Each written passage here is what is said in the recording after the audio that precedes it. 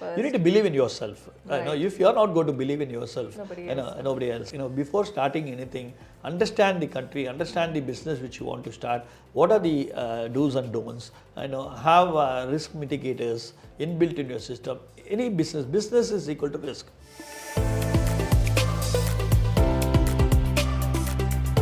Hello and welcome to the show called Invest Qatar, where we dwell into the world of businesses, investments and finance. Well, today in this episode, we'll be talking about businesses and of course the thriving sectors here in Qatar. To share the complete story, we have with us our guest, Mr. Gopal Balasubramaniam. He's a chartered accountant, a visionary leader and a prominent personality here in Doha. Let's welcome him on FM 107. Thank you, Nazia. It's always a pleasure to come to this studio. I'm coming here after 5 years and looking forward to it. Okay, to start with, tell us what are the essential steps, what are the legal requirements and what are the permits required for anyone to start a business? It's all driven by various regulations, laws in Qatar. You have the Qatar Commercial Companies Law. There are various versions of it. From 1981 onwards, I've seen there are various versions which came out, and right now it's law number 11 of 2015, which is the main law which is governing various structures and setups which are possible in Qatar for foreign companies or even Qataris to start. And this was also amended in 2021. Law number 8 of 2021 made some amendments to law number 11 of 15. This is the driving, I would say, framework. It gives various options to start various structures which are possible. And if you talk about foreign companies, you can start 51% owned by Qataris and 49% owned by foreigners, which can have LLC, limited liability companies up to 50 partners also. But there is also possibilities for LLCs to start with single person, which can be even foreigner alone. So there are various sectors of business where you can open 100% foreign owned companies sitting at home. There is a single window portal of Ministry of Commerce and Industry, which has been there for the last 10 years, but it has really gained momentum in the last few years. And now nearly about 1,200 activities across various sectors, whether it's trading, manufacturing, contracting, hospitality, transportation, services, IT, you name it, travel, tourism, healthcare, education. Everywhere people can start 100% foreign owned entity through the single window concept. After getting the commercial license, commercial registration, which is called CR, then you have to get related licenses depending on the industry. If it is probably on healthcare, you need a Ministry of Health license. If it is in education, sometimes you need Ministry of Education, higher education license. Depending on the entity or the business which you are in, you need additional licenses. But these are the things which have newly come in, where the single window concept, when people can start businesses in close to about 1,200 activities now, which I heard that they're going to double it up and very soon. Okay, so that's a real eye opener. A lot of people are not aware. I think this is something the ministry has to publicize more and more, and people like us, in the professional services field, we have to talk more and more to spread this knowledge about this particular thing which ministry has or state of Qatar has embarked on. Briefly tell us about the thriving sectors and also its opportunities here in Qatar. There is a lot of impetus given on various sectors. For example, the technology side, many things are happening. Fintech, unicorns are coming up.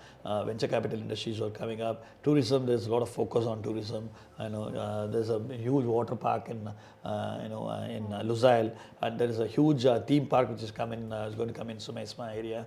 So 5 million tourists came in 2024. This is the official record, and this is close to about 25% more than 2023. So though more and more tourists are coming, destination weddings happening here, Qatar. A lot of things are happening. These are all looking at economic competitiveness in this country. How do you improve the economic competitiveness and ease of doing business for private sector. So I think these steps, they keep on doing it. I'm sure a lot of other sectors will open up for opportunities. But having these activities open in the ministry's portal itself, slowly people can start once you have a network and know-how. You have an IP for starting a particular manufacturing industry, start. You are allowed to do it. Yeah. So that's something. That's the biggest advantage. Yeah. Brief us about the thriving sectors and the industries here in Qatar and its opportunities. See, ease of doing business itself is a big thing. And then if you, depending on which sector you are in, you have to choose. If you are in, for example, logistics sector, you can apply for Qatar Free Zone Authority license. You don't need to go through the mainstream business, Ministry of Commerce and Industry.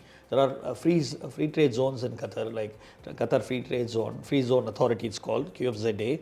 Then you have Qatar Financial Center. You can start in consulting office or a holding company or some other services, financial services as well. Small retail is not allowed, wholesale banking is allowed.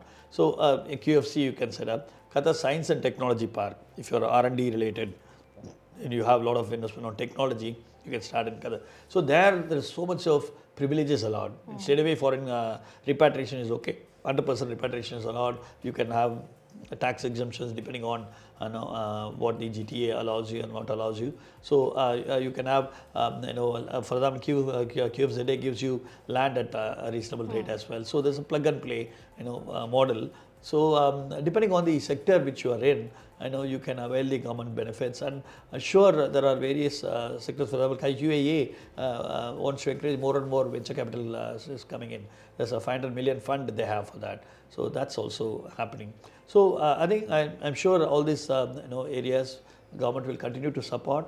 So they want to take this to a knowledge oriented industry, oriented country. Sustainable development is what the name of the go. So I think all these things are going to help new businesses coming in. Okay, tell me, how can new businesses actually differentiate themselves to stand out unique in the market? I think they need to have probably a combination of e-commerce as well. Now that's the if you have to have customers from younger generation. A lot of them believe in ordering online. So you need to have a hybrid model. To have that kind of a reach of different age groups. Okay, that's important. And then have a product differentiation, have a uniqueness in you. You don't want to do anything which others are doing. Try to find out what can be uniqueness in you in terms of product offering and services offering, and publicize that, and keep that as a conscious decision to continue giving it. It's not just get the market and do whatever you want to do. No, that commitment to the quality, consistent quality, rendering quality service on a consistent basis, that is more important for a sustainable business. True. Okay, tell me, what are the key challenges of startups?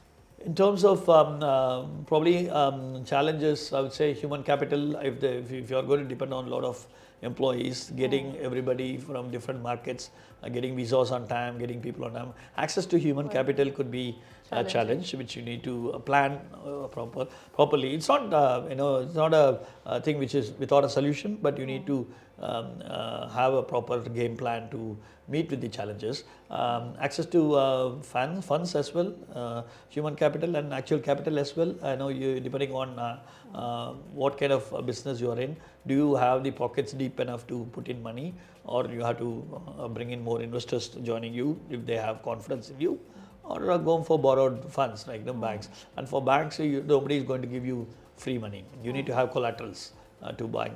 You need to have tangible collaterals to take loans. So I think access to human capital, access to capital, are two big challenges, I would say. Okay, how would you like to define the importance of networking in businesses? It's very, very important. And not just business, in every day-to-day life, networking is important. We are not alone in this world, right? We are living with people, right? We need to have that connection. So I think in business, all the more important, because if you have to expand your businesses, you need to know more people. And as I I always say this: networking is a journey. Don't think that there's an easy short way out there. You just meet a person, he becomes your customer. No, sometimes it takes time. You need to have that patience. To getting a person into your zone. Okay, so I think networking is very, very important. If you are to have that ambition of converting your network into net worth, you need to have that kind of discipline, and you need to maintain that kind of art of networking properly. You need to have that passion. Well, now coming to the last question, what advice would you like to give to the aspiring and young entrepreneurs? You said passion. That's the first one. I Passionate. would say you need to have passion first. You need to believe in yourself. Right. If you're not going to believe in yourself, nobody else. You need to have, and then do proper homework. Before starting anything, understand the country, understand the business which you want to start. What are the do's and don'ts? Have risk mitigators inbuilt in your system. Any business is equal to risk. That's the definition which we all learnt in school. Yeah. Business is always with risk. So what is your risk mitigating mechanisms? What is your, what if it can go wrong? So if this goes wrong, what is your plan B? Have that kind of risk mitigators inbuilt in your system. It's very, very important. And ultimately, discipline, fiscal discipline, financial discipline, and discipline in meeting your promises. You don't promise what you can't deliver. Always promise less and deliver more. That's very, very important. You don't promise more and deliver less, then you lost him. Okay, so that's one. And finally, I would say honesty and humility. 2 H's, which I always advocate to various people, whether it's younger generation or people who are into business or anything for that matter. Nothing like, I'd say these are the benefits which you gain. Being honest within yourself, honest for everyone, and then being humble. Being that humility in you always breeds success. Thank you so much, Mr. Gopal, for taking out this time and sharing such knowledge and amazing information. Thank you very much, Nazia. It's always a pleasure coming here. Thank you very much.